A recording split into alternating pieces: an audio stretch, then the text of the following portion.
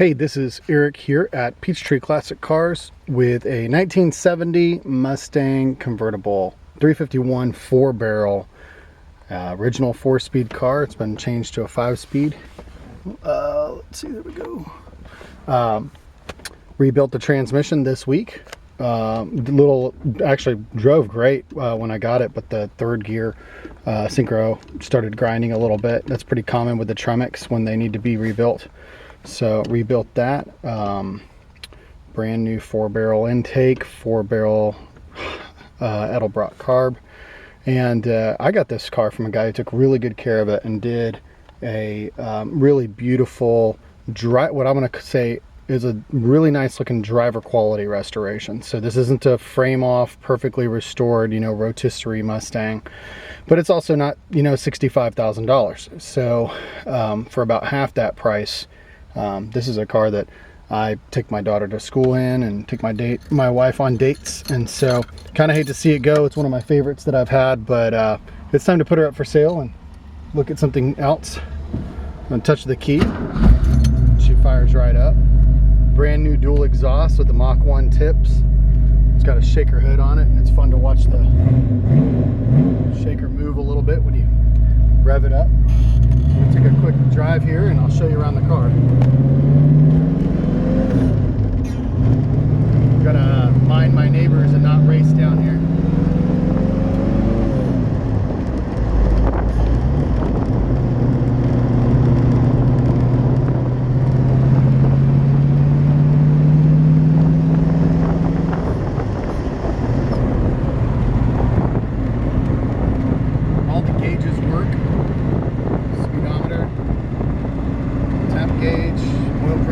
Everything works there. It's got power steering and it just steers. This is one of the better driving cars I've ever had. It steers nice and straight. It's got power disc brakes. This is about the most loaded out you can get a Mustang in 1970. Power disc brakes, power steering, power top. They didn't come with power windows.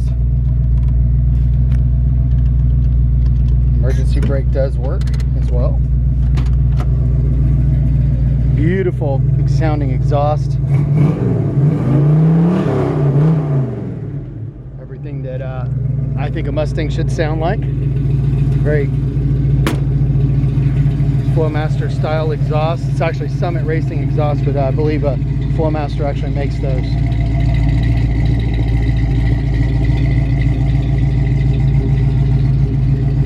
And basically the goal of this was to keep it as pretty much original looking for what maybe like a Mach 1 would have looked like to do the restoration on this. So it's still got the original 14-inch wheels with matching BF Goodrich tires all the way around. They've still got great tread. It's got a brand new lower valance spoiler, as well as a brand new Mach 1 rear spoiler. Shaker hood kit, which is very cool.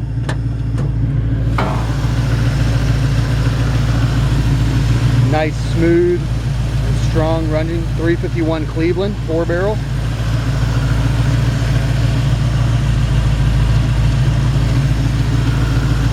No rust to speak of in here.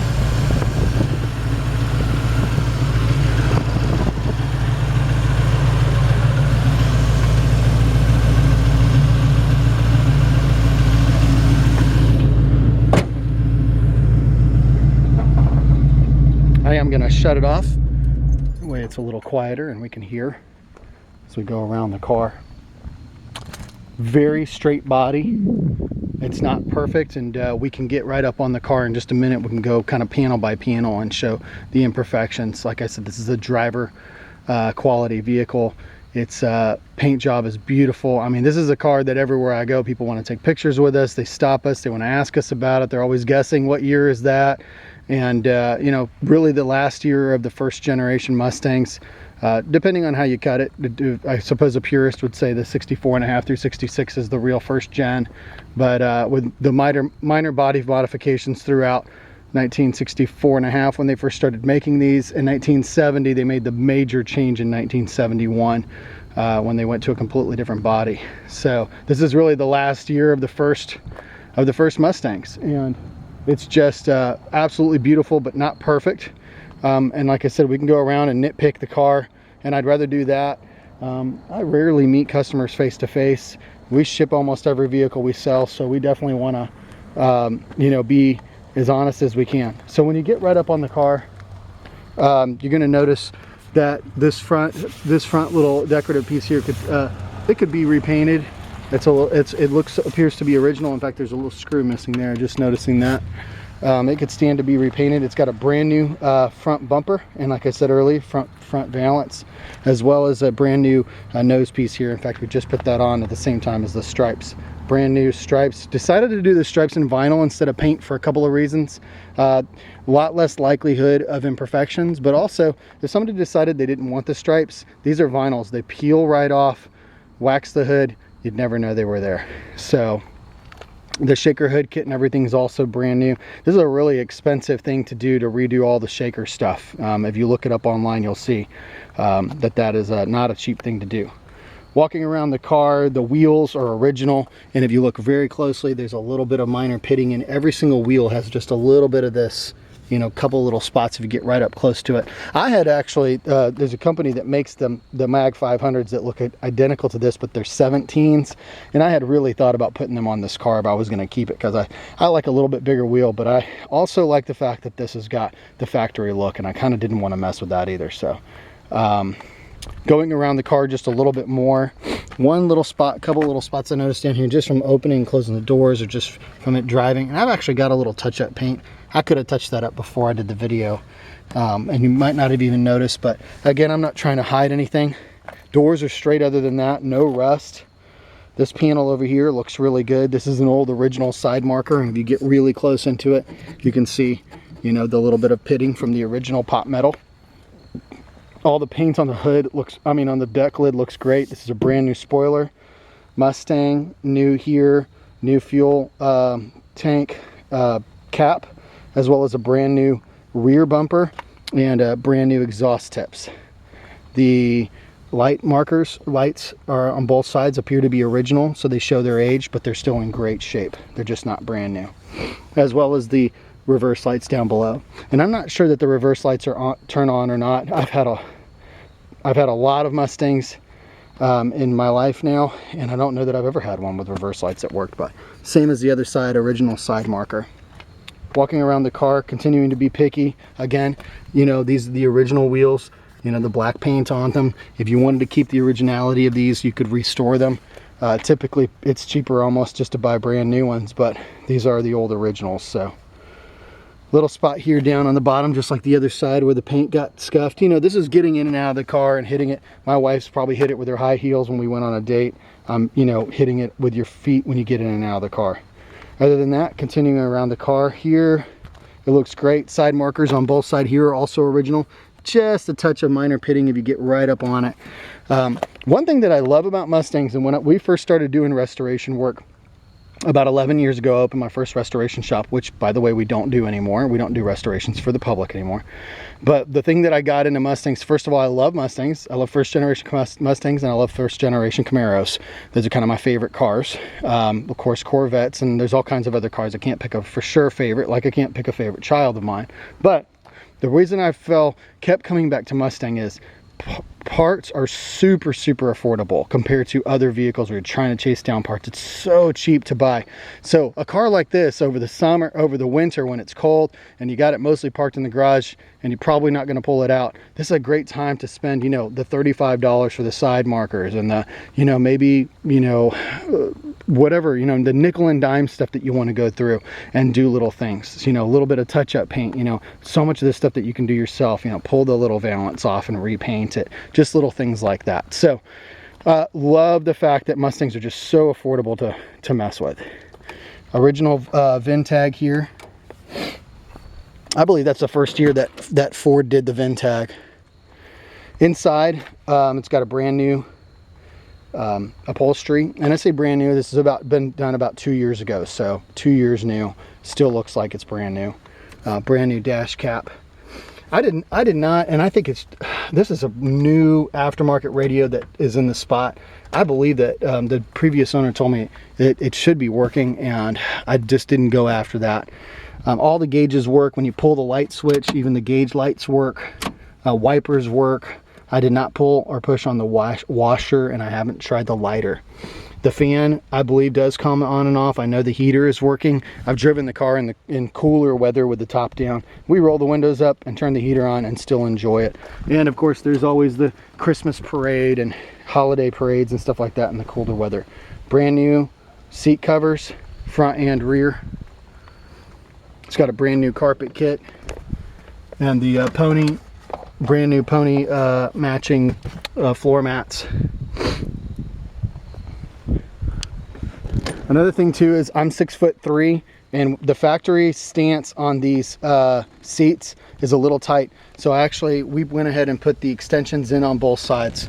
So, and I did it on the other side, even though my wife is shorter.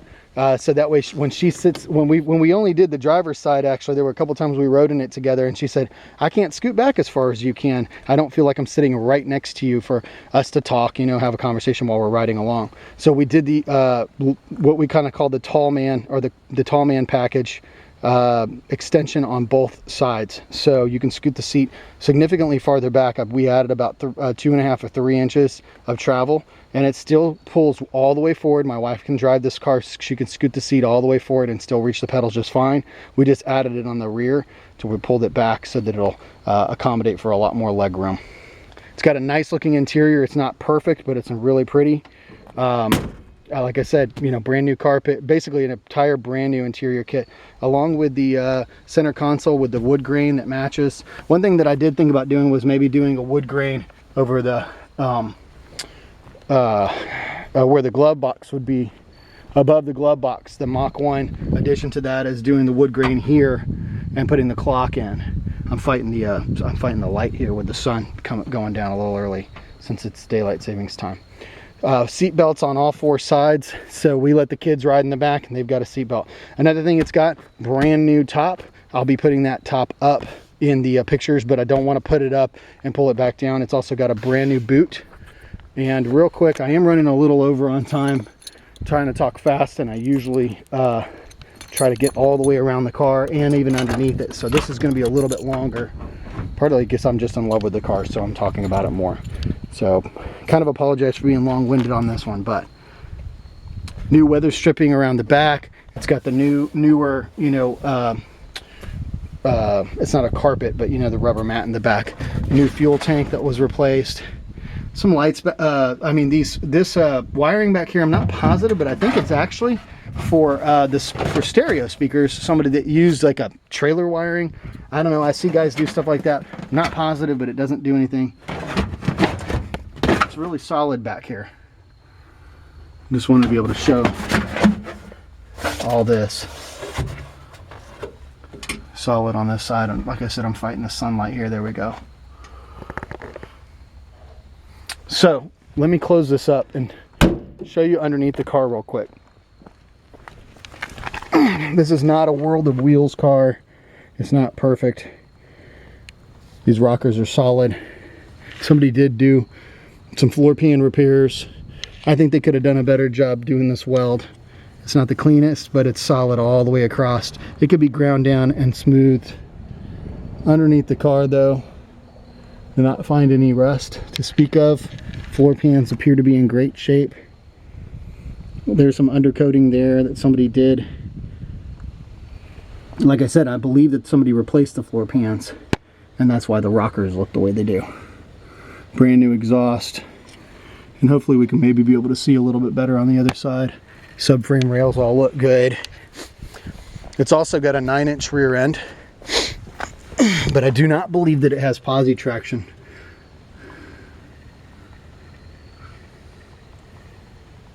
So yeah, Summit Racing makes purchases, I believe, from what I've heard, and people can email me and tell me I'm wrong, but from what I've heard, just like MagnaFlow does the same, Summit Racing buys